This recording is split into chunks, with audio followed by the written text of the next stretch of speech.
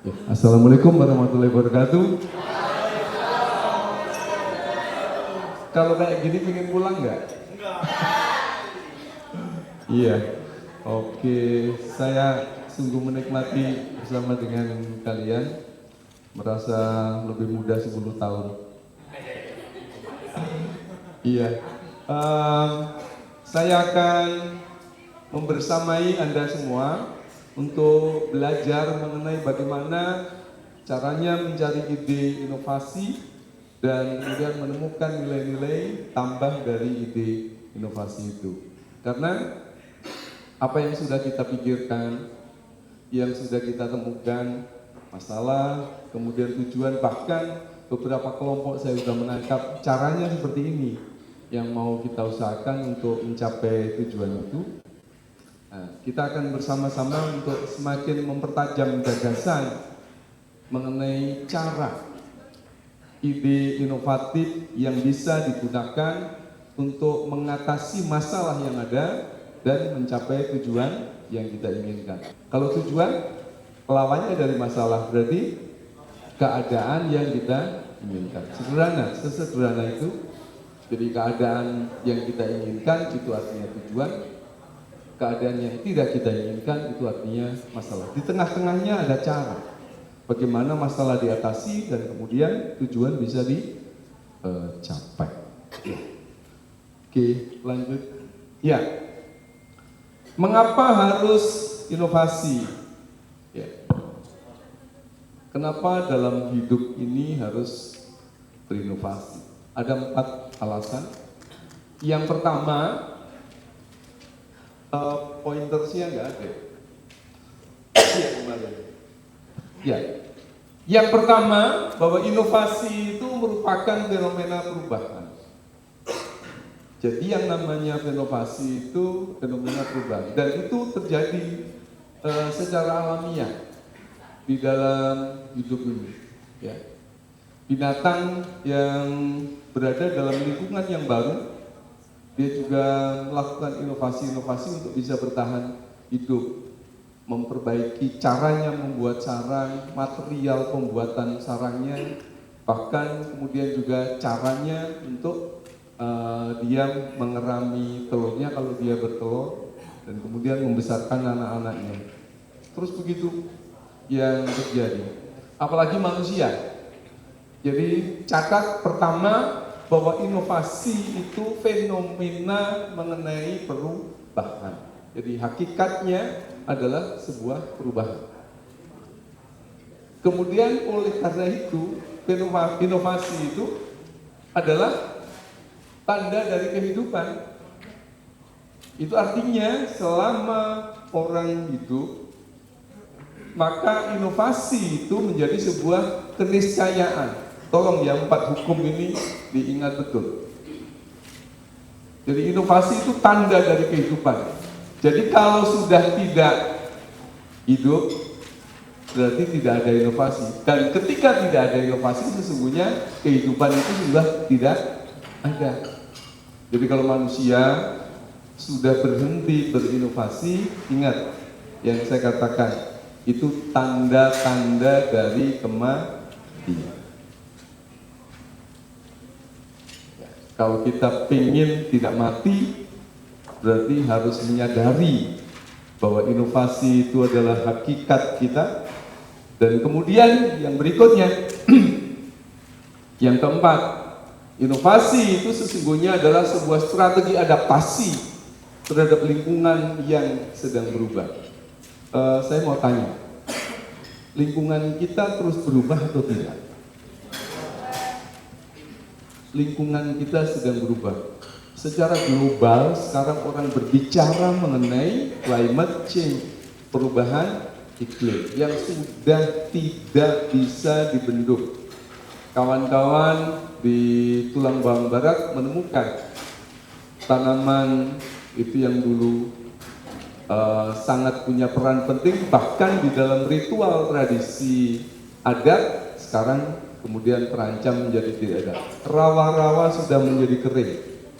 Kalau kita datang ke petani, ya, dan kemudian kita membawa pH meter, tanah kita di Lampung ini rata-rata pH-nya sudah tinggal 4,5.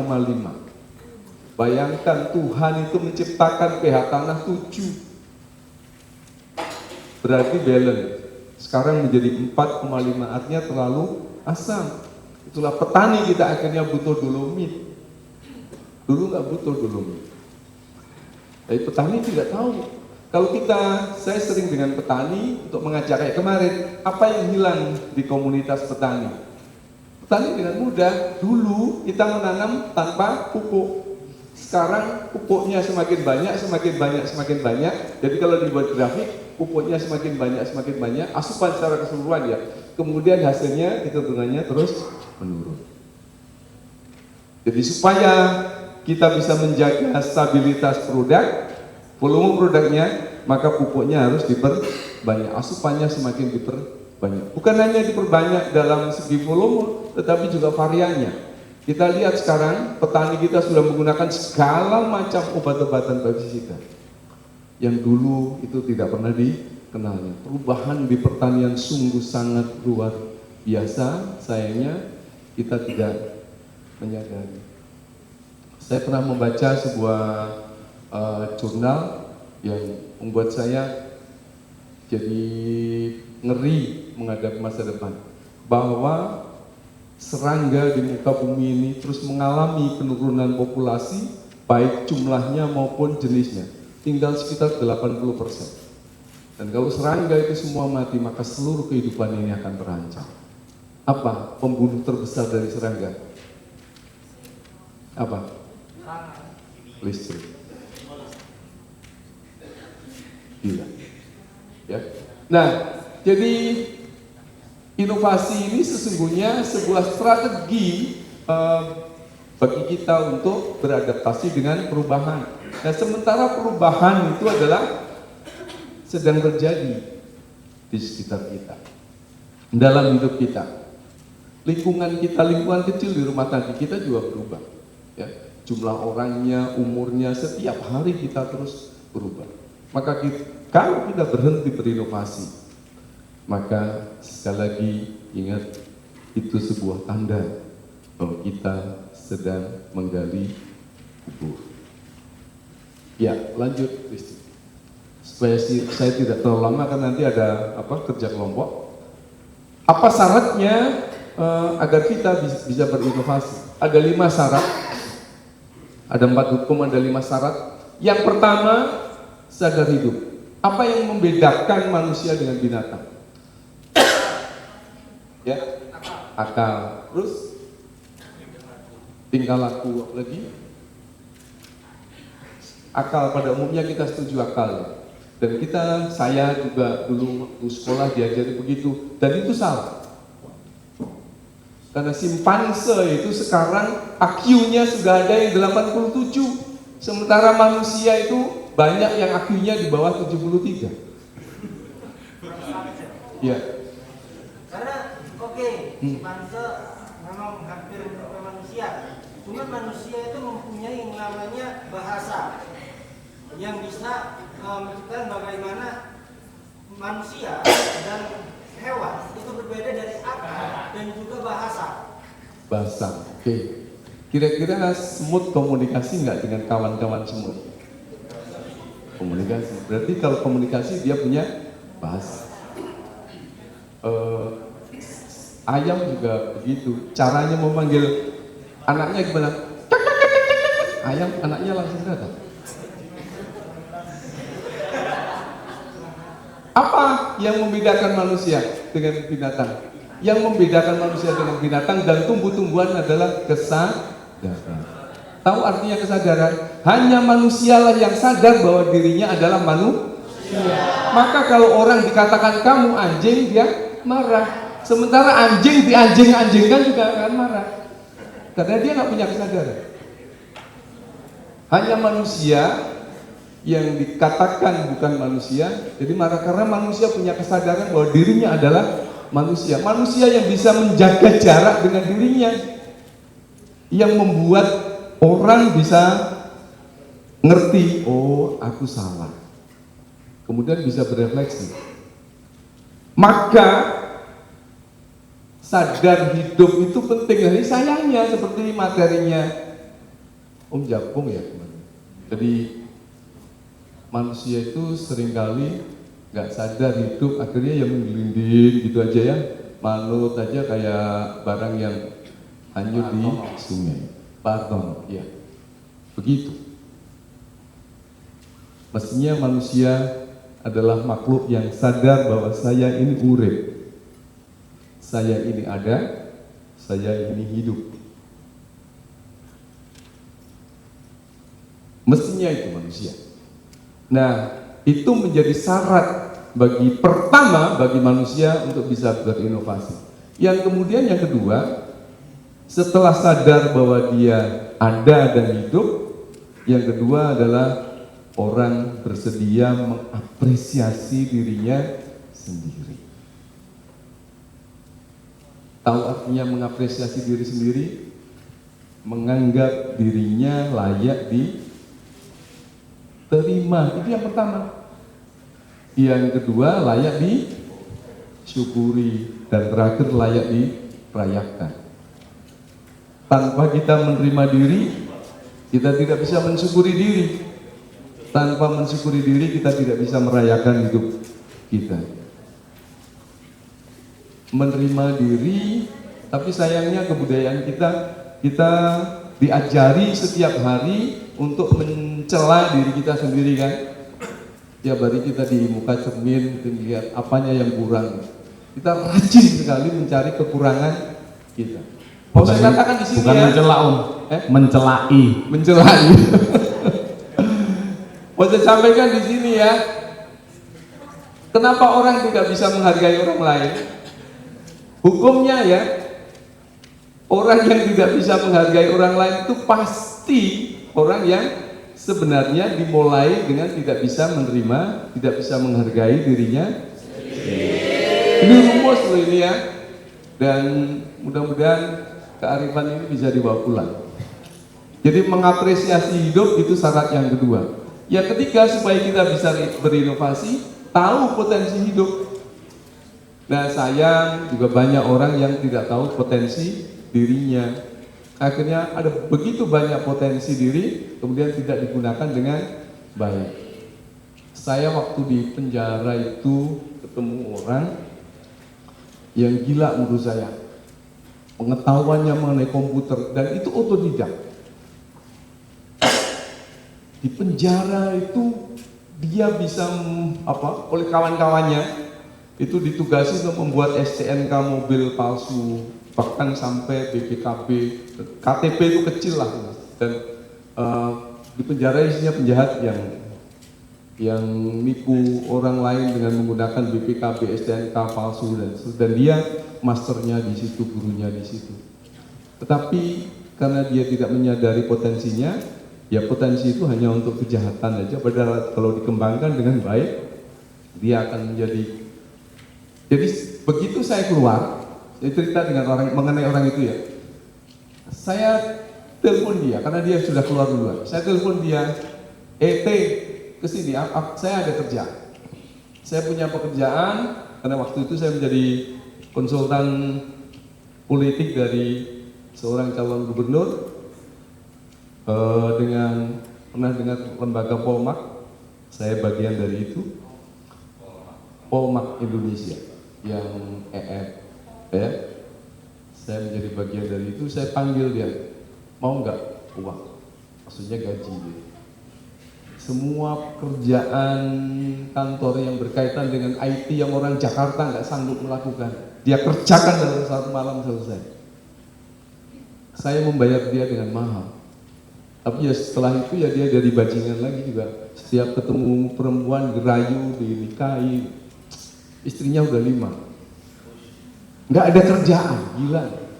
Tapi kepandaiannya membuat banyak perempuan tergila-gila. Ya, tahu potensi hidup. Ada juga orang yang betul-betul dia punya potensi hidup dan betul-betul tidak menyadari. Kalau orang tidak sadar potensi dirinya, dia tidak bisa melakukan inovasi. Yang keempat, melakukan inovasi secara metodis dan sistematis. Jadi orang sadar ya potensinya, mengapresiasi hidupnya, lalu melakukan upaya untuk melakukan inovasi terus berkelanjutan dan tidak pernah berhenti. Itu yang keempat. Yang kelima, berkelanjutan. Jadi dilakukan secara terus menerus. Itu syaratnya. Ya. Lanjut, Christine. Dampak dari inovasi yang berkelanjutan. Kalau kita melakukan inovasi berkelanjutan, kalau hidup kita adalah sebuah proses inovasi yang berkelanjutan, sekali lagi, kalau hidup kita sebagai sebuah proses inovasi yang berkelanjutan, maka hidup itu akan menjadi lebih baik. Ya. Nah, baiknya di mana? Yang pertama, seluruh talenta, potensi hidup yang dianugerahkan oleh Tuhan yang sebenarnya tidak terbatas. Ingat, Anda itu di dalam dirimu ada potensi yang tidak terbatas. Yakini itu, sadari itu, dan kemudian yakini. Dan kalau kita terus melakukan inovasi, itu seperti kita membuka keran yang kemudian hidup kita akan mengalir terus berkembang sampai tidak ada batasnya. Usia tidak akan membatasimu untuk melakukan sesuatu yang baru. Ya. Usia itu hanya soal umur. Kemudian yang kedua, kita akan bisa mengakses kekayaan alam. Kekayaan alam itu yang tersedia tidak terbatas juga, itu bisa kita akses. Di mana-mana kita akan ketemu dengan potensi. Di mana-mana kita akan ketemu. Begitu ketemu sampah, kita pikir, oh, dia bisa cari uang. Ketemu sampah, ini bisa, wah, ini bisa menolong banyak orang. Ketemu orang miskin, wah, ini bisa menjadi memperkaya hidup saya dengan melakukan sesuatu buat mereka. Hidup ini kemudian di mana-mana kita menemukan berkah. Kita tidak pernah bisa merasa mati atau kehilangan harapan. Bahkan ketika itu, silakan, terjadi di dalam penjara. Saya di penjara, saya nulis surat kepada kepala rutan supaya disediakan sel bebas rokok. Ditolak. Tapi akhirnya Tuhan mengirimkan orang sakit yang harus saya rawat, dan akhirnya terciptalah sel bebas rokok di rutan Menggal. Bukan hanya itu aja, saya di penjara bisa mendatangkan rumah sakit besar, rumah sakit Martibwaluyo, untuk melakukan pengobatan secara teratur di sel tahanan. Kenapa? Saya ketemu dengan napi yang sakit, yang korengan dan segala macam, yang nggak ada obatnya. Apa yang saya pikir? Saya bisa aja mengatakan saya akan menjadi teror. Tapi bagi saya ini adalah kesempatan untuk berbuat baik bagi manusia. Itu contoh yang saya praktekkan dalam hidup saya. Kemudian yang ketiga, kemudian kita bisa memberikan sumbangan terbaik untuk kehidupan bersama. Kalau kita melakukan inovasi, ya, yang berkelanjutan, hidup kita bahkan akan menjadi sumbangan bagi kehidupan orang lain, entah di rumah tangga maupun di lingkungan kecil kita. Orang akan mengatakan, orang itu kreatif, tidak pernah lelah, menyenangkan, idenya banyak. Wah, seneng banget. Ya. Yang keempat, dampak akhirnya apa? Dunia ini akan menjadi tempat yang nyaman dan penuh harapan. Semua orang akan menemukan harapan di dalam kehidupan bersama dengan kita. Kita akan menjadi, Islam tadi itu menjadi rahmatan lil alamin. Amin ya? Utopia katanya kawan-kawan yang eksistensialis. Ya, senang Anda mengenal filsafat. Terima kasih. Saya lanjut ya. Cara inovasi yang efektif. Ada banyak metode di muka bumi. Bisa searching, nggak usah dengerin saya. Searching di internet, cara berinovasi atau metode berinovasi banyak sekali. Salah satu, tapi ada yang tidak akan ketemu Anda ya, kecuali saya yang mengatakan. Kalau scamper itu ada di internet, ada ini metode yang digunakan di banyak perguruan tinggi jurusan bisnis. Scamper itu apa? Nanti saya jelaskan di slide berikutnya. Yang kemudian metode malas. Jadi orang malas itu seringkali menjadi penemu ide-ide inovatif. Percaya nggak? Malas cangkul, kemudian menemukan ide buat traktor. Ya. Malas ani-ani, kemudian ketemu ide membuat erekan. Itu idenya orang malas semua itu. Begitu. Jadi menjadi malas itu ada sisi positifnya. Kemudian orang akan menemukan gagasan-gagasan baru untuk mempermudah hidupnya supaya bisa tetap malas. Ya. Kemudian yang kedua, metode nyacat. Tahu nyacat? Maidu. Pokoknya agar ketemu apa saja mesti ketemu kurangnya. Ya. Lah, orang-orang yang seperti itu dia punya potensi untuk melakukan inovasi. Begitu kurang ini, kurang apa nih, warnanya kurang bagus buat warnanya, atau kok terlalu lembek, begitu ya, dimulai dengan nyacat, lalu yang dan lain-lain silahkan sendiri. Kalau tekniknya macam-macam. Kalau saya biasanya kalau di WC biasanya ketemu ide-ide kreatif. Yang lainnya kalau saya mengajak kita menemukan ide kreatif dengan di WC kan kacau juga malam ini. Ya.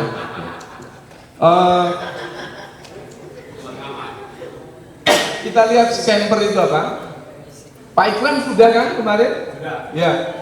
Kemarin Pak Ikram sudah menyampaikan scamper itu apa.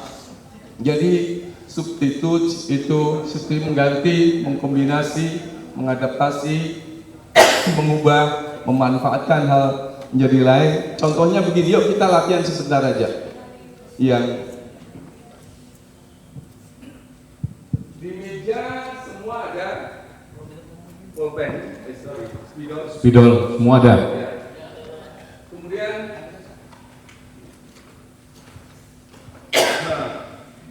dengan dua benda ini kita akan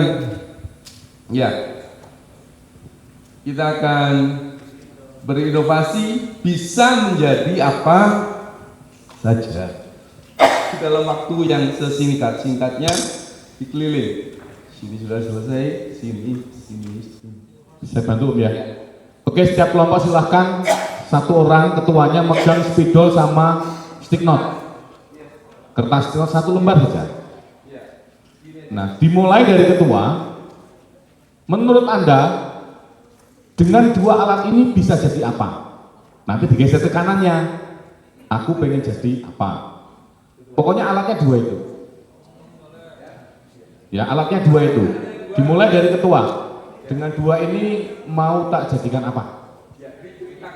Diceritakan, nggak harus dibentuk, diceritakan. Oh, jadi payung.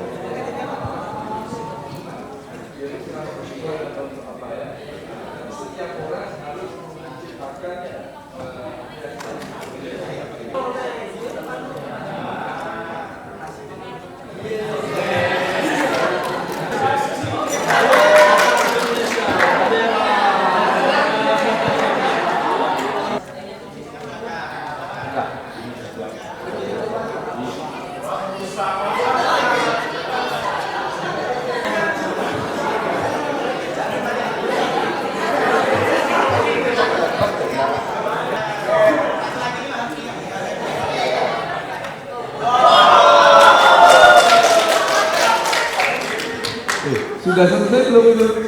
Sudah, oke. Semua sudah selesai? Ya, saya mohon tanggapan 1-2 orang saja. Apa kesan Anda mengikuti permainan ini? Apakah inovasi itu sebagai sebuah kemungkinan? Silakan.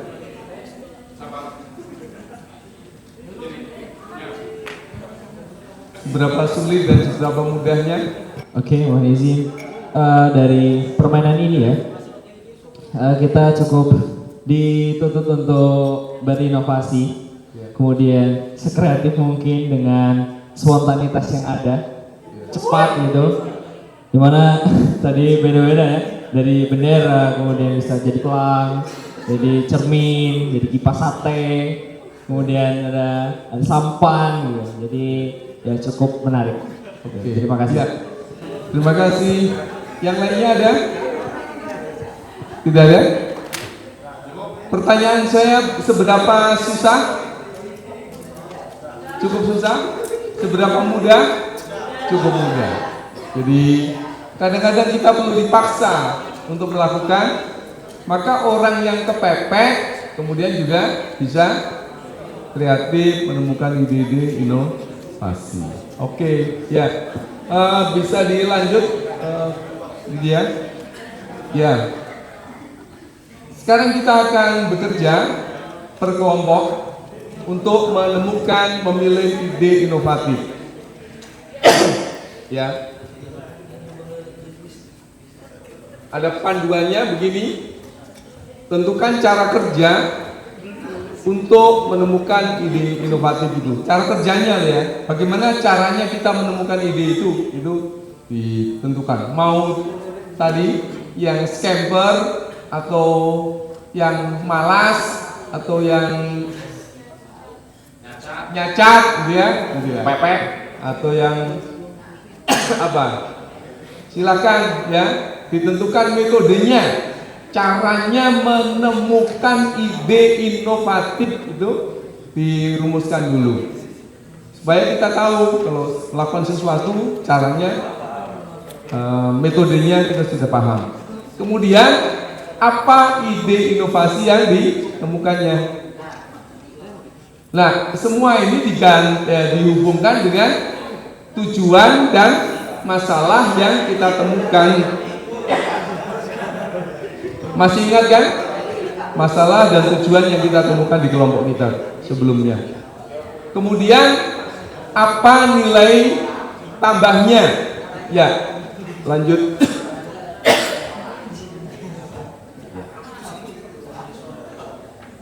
Jadi ada pedoman dasar ya yang perlu dipahami mengenai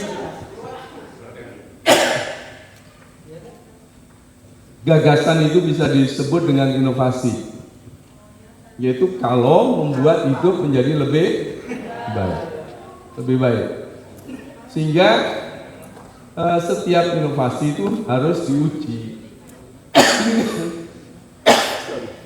Apa nilai tambahnya, ya? Maka harus jelas, membuat hidup lebih mudah, lebih murah, lebih menyenangkan, lebih mendamaikan, dan lebih berkelanjutan. Ya, lanjut. Nah, sekarang ini tugas di kelompok. Silahkan dituangkan dalam kertas. Sampai jam berapa Om Jakob? Oke, kita lihat jadwal dulu supaya tidak keliru.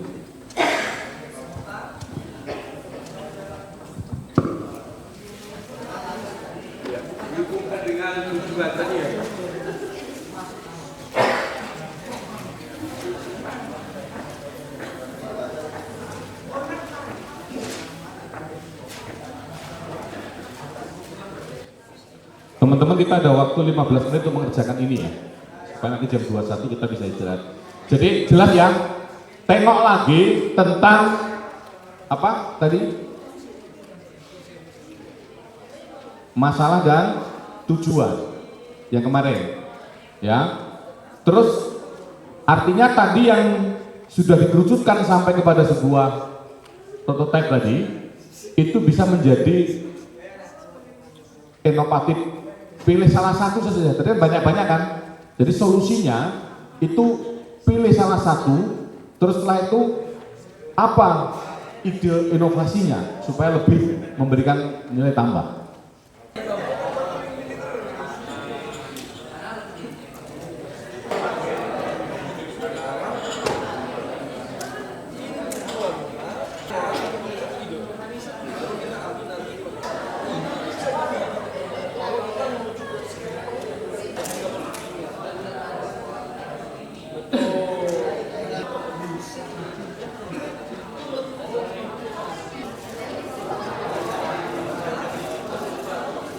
Ya, siapa yang sudah siap untuk presentasi? 2 aja, karena waktunya sudah jam 9. Kita jam 9:04 selesai. Oh, terima kasih sudah angkat tangan di sini. Terus siap nggak itu? Siap? Sini. Hanya 1 yang siap. Oh, 2. Oke, terima kasih. Kelompok namanya apa? Balsem sama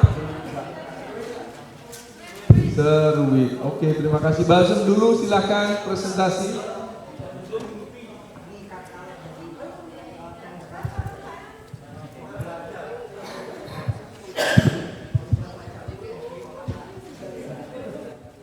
Baik, sebelumnya Assalamualaikum warahmatullahi wabarakatuh. Baik, sebelumnya sini izin teman-teman dan izin menjelaskan hasil diskusi kelompok kami yaitu kelompok Balsem. Jadi ide inovasi yang kami kembangkan itu, yang kami punya gagasan terkait ide inovasi itu ada digitalisasi bank sampah. Dan itu produknya itu sebuah aplikasi, kita beri nama Sampahpedia. Nanti ada logonya cuma lagi dibuat. Oh gitu, siap. Untuk nilai tambahnya tentunya yang pertama ya, itu teknologi pasti membuat proses lebih transparan dan menarik minat generasi muda. Kemudian yang kedua, data digital itu memudahkan pemantauan jenis dan jumlah sampah yang bisa dimanfaatkan kembali. Jadi bukan hanya mempermudah ya, tapi juga efisien. Oke, keren. Kemudian yang ketiga, itu nasabah bisa melihat riwayat setoran sampah melalui aplikasi atau website. Itu yang dimaksud transparan tadi. Jadi kemudian akuntabel. ya. Kemudian nasabah juga bisa menukar saldo sampah menjadi uang, pulsa, voucher, belanja di toko mitra. Jadi ada benefitnya. Oke, keren sekali ini, tepuk tangan yuk untuk kelompok Balsem. Ya, saya punya banyak harapan. Silakan kelompok penasaran. Seruit, ganti nama.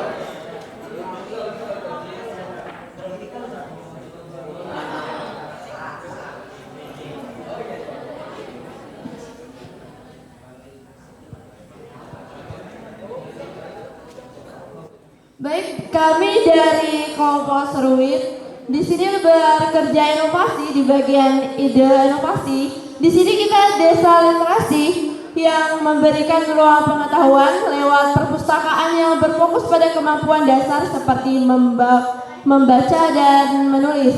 Terus yang kedua, metode pembelajaran yang menyenangkan, anak lebih tertarik dan lebih sering melakukan hal-hal tersebut. Terus selanjutnya pendampingan secara langsung terhadap anak-anak. Adanya review terhadap buku yang telah dibaca dan adanya ice breaking. Nah, di poin selanjutnya yaitu nilai tambah. Nilai tambahnya di sini kita ada anak lebih termotivasi membaca atau literasinya. Nah, selanjutnya itu terjalinnya kedekatan emosional terhadap orang tua dan anak, menumbuhkan rasa kreativitas anak dalam mengulas hal yang sudah dilakukan. Terakhir di sini tidak ada yang hilang dari dunia anak, di mana dunia anak belajar dan juga bermain. Cukup. Saya akan berikan komentar karena ini bagus, sangat bagus. Tapi ada yang perlu perkuat. Saya kasih PR, jadi ada 1, 2, 3, 4. Ini bisakah diberi 1 nama? Jadi ini semua dirangkum menjadi 1 nama, 1 tema. Misalnya proses pembelajaran yang apa, gitu ya, yang lebih partisipatif atau yang misalnya gitu ya. Jadi lalu kemudian nilai tambahnya, karena kalau seperti ini orang nangkapnya agak susah kan. Ini bagus, rinci, tapi harus ada 1 yang membuat orang tangkap gitu loh ya. Kemudian yang kedua, nilai tambahnya usahakan untuk yang tidak terlalu banyak diasumsikan.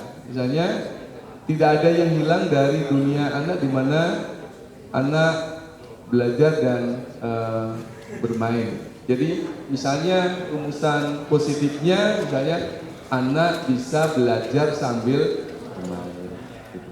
Lebih sederhana ya contohnya. Oke gitu. Saya senang karena ini dunia saya juga. Oke, keren. Terima kasih. Ya, terima kasih kawan-kawan semua. Ya, ya. Setiap kelompok ada dinamikanya sendiri. Saya paham sebagai sebuah proses belajar bersama. Yang penting tetap semangat dan berpikir positif untuk terus mengembangkan diri. Sekali lagi saya katakan, berhenti berinovasi itu artinya apa? Mati. Terima kasih sudah membersamai. Mudah-mudahan apa yang saya sampaikan bermanfaat untuk mengembangkan diri, mengembangkan desa kita dan mengembangkan bangsa kita. Wassalamualaikum warahmatullahi wabarakatuh.